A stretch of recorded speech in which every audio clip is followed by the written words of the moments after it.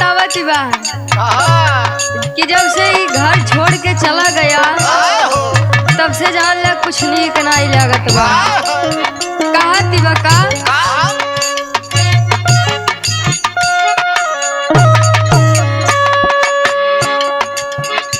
परदेसवा से आवा मोर सवारिया ना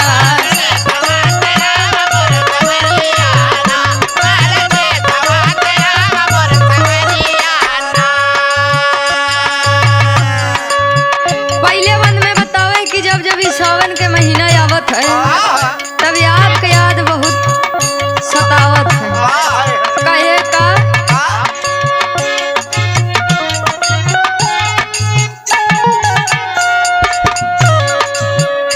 घेरे बादल का जरार तान बीरहिन के जारे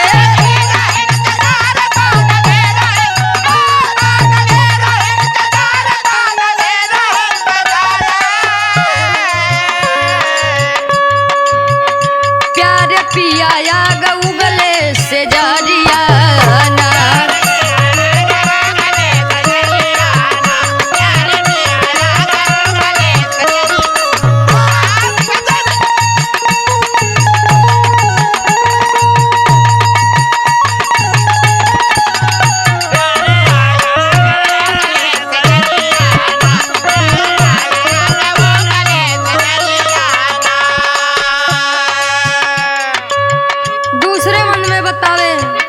कैसे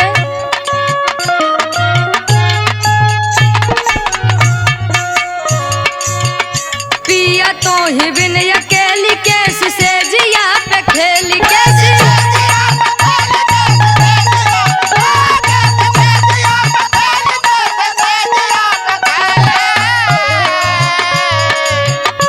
आला बेली जो है पिया के डगरिया